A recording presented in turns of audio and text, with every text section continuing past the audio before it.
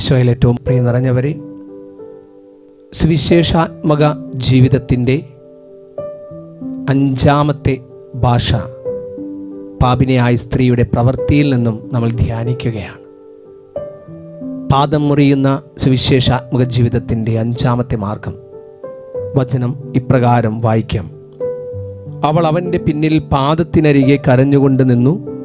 കണ്ണീരുകൊണ്ട് അവൾ അവൻ്റെ പാദങ്ങൾ കഴുകുകയും തലമുടി കൊണ്ട് തുടയ്ക്കുകയും ചുംബിക്കുകയും സുഗന്ധതൈലം പൂശുകയും ചെയ്തു. 5-ാമത്തെ ഭാഷ ചുംബനത്തിൻ്റെ ഭാഷയാണ്. സ്വീകരിക്കാൻ പോകുന്ന ജീവിതത്തോടുള്ള അഗാധമായ സ്നേഹത്തിൻ്റെ പ്രവൃത്തിയാണ് ചുംബനത്തിൻ്റെ ഭാഷ. ഈശോ മിശിഹ ശിമിയോൻ്റെ ഭവനത്തിൽ വന്നപ്പോൾ പറയുന്ന പരാതി ഇപ്രകാരമാണ്: ഞാൻ നിന്റെ ഭവനത്തിൽ വന്നപ്പോൾ എൻ്റെ കാലുകൾ കഴുകാൻ നീ എനിക്ക് വെള്ളം നൽകിയില്ല. പക്ഷെ ഇവളാകട്ടെ തൻ്റെ കണ്ണീര് കൊണ്ട് എൻ്റെ പാദങ്ങൾ കഴുകുകയും വന്ന നിമിഷം മുതൽ പാദങ്ങൾ ചുംബിക്കുന്നതിൽ നിന്ന് ഇവൾ വിരമിച്ചിട്ടില്ല എന്ന് വളരെ വ്യക്തമായ ഭാഷയിൽ ഈശോ പറയുന്നുണ്ട്. ചുംബനം അത് സ്നേഹത്തിൻ്റെ അനിർവചനീയമായ ഒരു പ്രവൃത്തിയാണ്. 2 പ്രത്യേകതകളാണ് ഈശോ എടുത്തു പറയുന്നത്.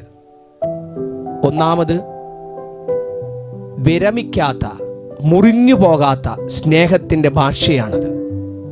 രണ്ടാമത്, ഈശോ ആ പ്രവൃത്തിയെ വർണ്ണിക്കുന്നത് ഇവൾ അധികം സ്നേഹിച്ചു എന്ന് പറഞ്ഞുകൊണ്ടാണ്. ഈ അധിക സ്നേഹവും വിരമിക്കാത്ത സ്നേഹവുമാണ് സുവിശേഷാത്മക ജീവിതത്തിൻ്റെ കാതലായ ഭാഗം. പ്രിയ നിറഞ്ഞവരെ, സുവിശേഷാത്മക ജീവിതത്തിൻ്റെ 5-ാമത്തെ ഭാഷയായ ചുംബനത്തിൻ്റെ ഭാഷ നമ്മൾ സ്വന്തമാക്കുമ്പോൾ നമ്മുടെ ഉള്ളിൽ തെളിയേണ്ട ആഴമേറിയ വസ്തുത അത് വിരമിക്കാത്ത സ്നേഹത്തിൻ്റെ, മുറിയാത്ത സ്നേഹത്തിൻ്റെ, അധിക സ്നേഹത്തിൻ്റെ ഭാഷയാണെന്നുള്ള ഒരു ഓർമ്മപ്പെടുത്തലാണ്.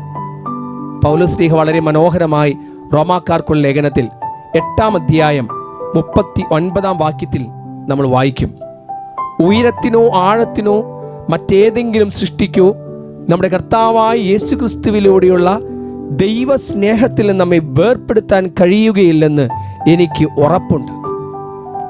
ഒന്നിനും ദൈവസ്നേഹത്തിൽ നിന്ന് വേർപ്പെടുത്താൻ നമ്മെ കഴിയില്ല.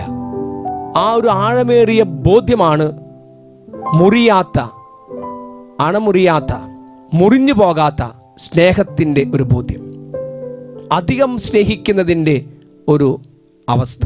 പ്രിയ നിറഞ്ഞവരെ, ദിവികാനീശോയുടെ മുമ്പിൽ നമുക്ക് പ്രാർത്ഥിക്കാം. സുവിശേഷാത്മക ജീവിതത്തിൻ്റെ ഈ ഒരു സ്നേഹത്തിൻ്റെ പ്രവൃത്തിയെ സ്വന്തമാക്കുന്നവരായി നമുക്ക് മാറാം. നമ്മിൽ നിന്നും മുറിഞ്ഞു പോകാത്ത, ഏറ്റവും അധികമായി സ്നേഹിക്കുന്ന ഒരു ഭാഷയെ സ്വീകരിച്ചുകൊണ്ട് സുവിശേഷ ജീവിതം നയിക്കുവാനായിട്ട് നമുക്ക് പ്രയത്നിക്കാം. ഓ ദിവ്യകാരുണ്യനാഥ, ഞങ്ങൾ പാപികളായ മനുഷ്യരാണ്. പലപ്പോഴും ദൈവസ്നേഹത്തിൽ നിന്നും മാനുഷിക സ്നേഹത്തിലേക്ക് ഞങ്ങളുടെ ചിന്തകളും പ്രവൃത്തികളും തെറ്റിപ്പോകാറുണ്ട്.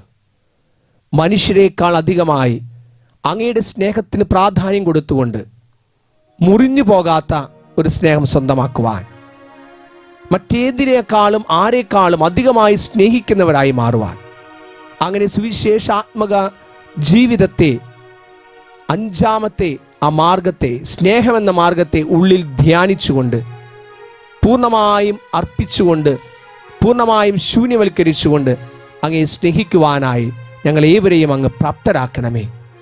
ഈ ലോകം എനിക്കെന്നും തന്നതെല്ലാം വേദനയാ.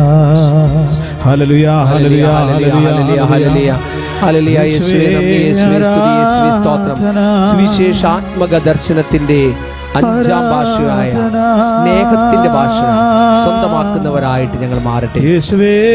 മുറിയാത്ത സ്നേഹത്തിന്റെ, അധികം സ്നേഹിക്കുന്നതിന്റെ ആ ഒരു ഭാഷയെ സ്വന്തമാക്കിക്കൊണ്ട് ഞങ്ങളുടെ ജീവിതം ക്രിസ്തുവിനോടും സുവിശേഷത്തിന്റെ ദർശനങ്ങളോടും ചേർന്ന് പോകുന്ന ജീവിതമായി മാറട്ടെ. യേശുവേ നന്ദി, യേശുവേ സ്തുതി, യേശുവേ സ്തോത്രം, യേശുവേ മഹത്വം. ഹല്ലേലൂയ.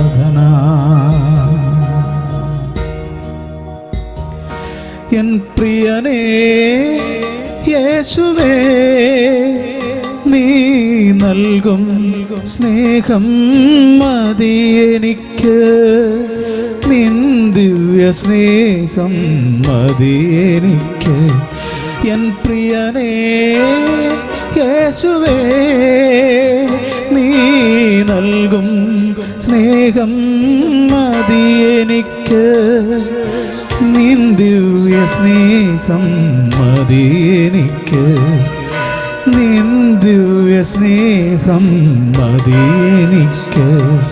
ഈ ലോകം എനിക്കെന്നും തന്നതെല്ലാം വേദനയാ. പരിശുദ്ധ പരമാദിവ്യ കാരുണ്യത്തിന് എന്നേരം ആരാധനയും സ്തുതിയും പുകഴ്ചയും ഉണ്ടായിരിക്കട്ടെ. പരിശുദ്ധ പരമാദിവ്യ കാരുണ്യത്തിന് എന്നേരം ആരാധനയും സ്തുതിയും പുകഴ്ചയും ഉണ്ടായിരിക്കട്ടെ. പരിശുദ്ധ പരമാദിവ്യ കാരുണ്യത്തിന് എന്നേരം ആരാധനയും സ്തുതിയും പുകഴ്ചയും ഉണ്ടായിരിക്കട്ടെ.